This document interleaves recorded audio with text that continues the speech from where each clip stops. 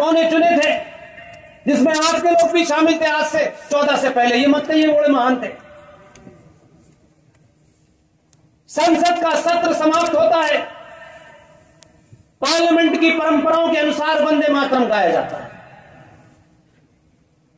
वो तिरछी टोपी लगाने वाला संभल का एमपी मक्कार शफीकुर रहमान बर्क जैसे ही वंदे मातरम शुरू होता है, उठ के संसद के बीच में से जाता है, ये दिखाने के लिए कि मैं कोई नहीं बोलता था,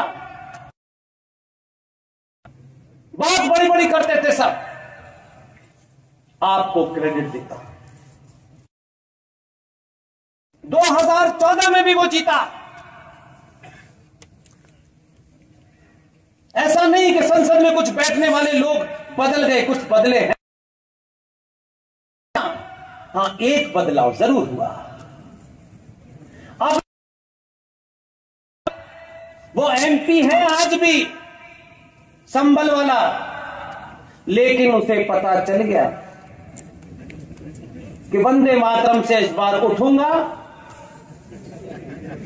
तो मुझे उठा देंगे, इसलिए वो आता ही नहीं है उस दिन। उसको मालूम है बीच में से जाने का रास्ता नहीं मिलेगा, ये यहीं पटक के मारेंगे, गुजरातियों ने भेजा इसको। वो जाता ही नहीं है डर के मारे। इसे कहते हैं समाज का बदलाव, इसे कहते हैं आपकी ताकत। हर आदमी को डंडा मारने की जरूरत नहीं होती। ताकत का सनातनी सामूहिक प्रदर्शन करिए। इस देश के गद्दार, इस देश को तोड़ने वाली ताकतें आपकी चौखट पे नाक रगड़ेंगी, मेरा दावा है।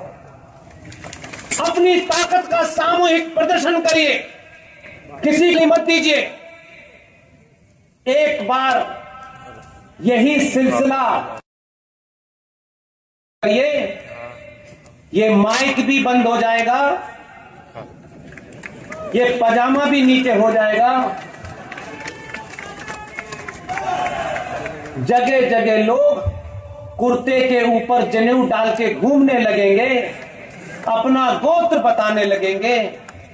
एक बार इसे आपने अभी शुरू किया है, आप सब लोग अपने आप से ये तहैया करें, 100 साल तक अपने निजी स्वार्थों को कहीं पुटलिया बांध के लटका देंगे, सिर्फ राष्ट्र का हित देखेंगे, तभी ये होगा। इससे सरदार पटेल को पता नहीं था कि जिनको बिठाया है ये क्या क्या करने वाले हैं। हर दिन एक नया शगुफा देता है वो भी छोड़ता नहीं है, पूरी ट्रेनिंग का फायदा उठा रहा है। एक प्रधानमंत्री थे जो झूठ फरेब से बने थे, 1946 में बने थे। उन साहब को वो इत्तेफाक से 14 नवंबर को पैदा हुए। अरे कोई ना कोई तो डेट होगी पैदा होने की,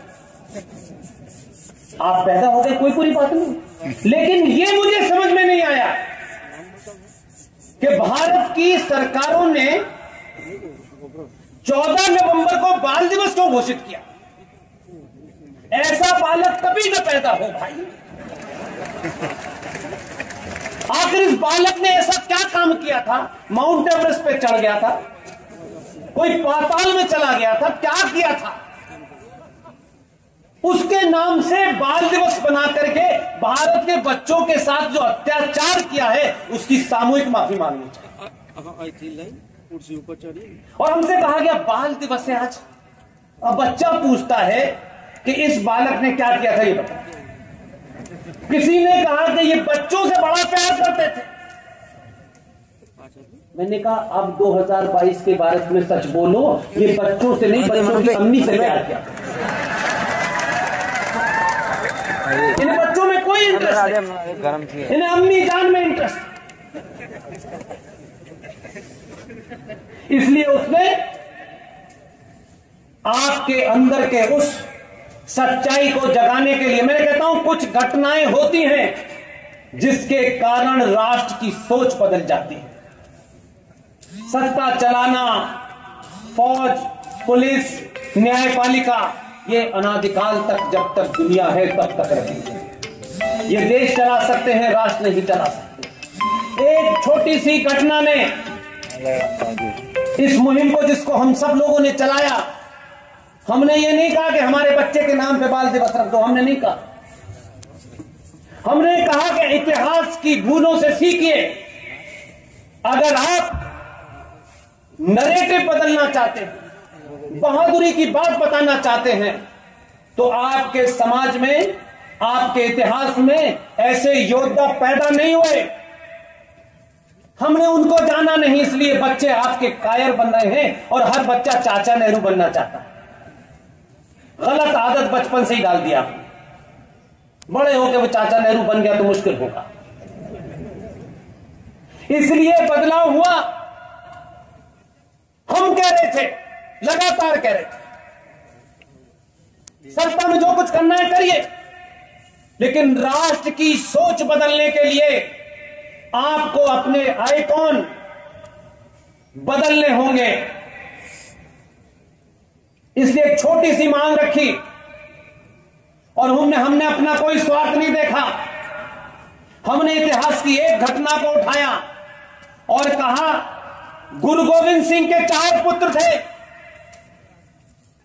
मुगलों ने 2 पुत्रों को धोखे से चमकौर के युद्ध में मार दिया था और 2 पुत्र उनके 6 साल का जोरावर सिंह और 12 साल का या 9 साल का फतेह सिंह। वजीर खान ने कहा कि इन बच्चों को इस्लाम कबूल कराओ। कर दी तुम्हारा। और उस राजा के हुक्म के बाद वो वजीर आया, साहबजादा जोरावर सिंह और साहबजादा फतेह सिंह के सामने शर्त रखी, इस्लाम कबूल कर लो। 6 साल के और 9 साल के दोनों बच्चों ने उसकी आंख में आंख डाल के कहा, वाहे गुरु के अलावा किसी को नहीं मानूंगा।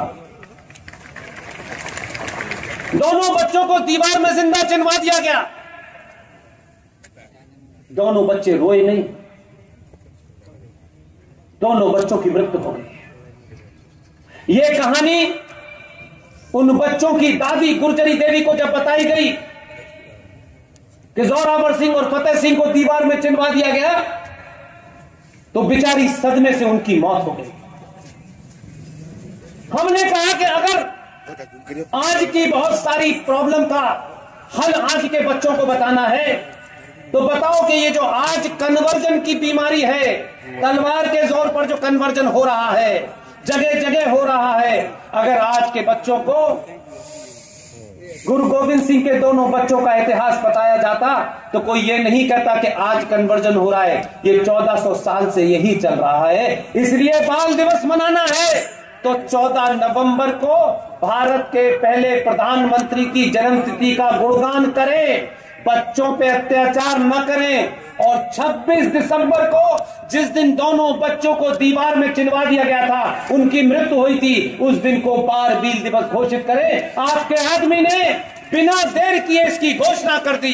अब से बच्चे 26 दिसंबर को बाल वीर दिवस मनाएंगे और हर बच्चा पूछेगा कि 26 दिसंबर को कौन बहादुर पैदा हुआ था। तो अब चाचा नेहरू की कहानी नहीं सुनानी है, अब उन बाल बच्चों की कहानी सुनानी है कि उतने अत्याचारी, उतने कातिल, उतने बर्बर लोगों को भी हमारे उन 2 बच्चों ने सामना किया। मर जाने को उन्होंने चूमा, लेकिन अपनी आस्था को बदला नहीं। ये बहादुरी की कहानी है।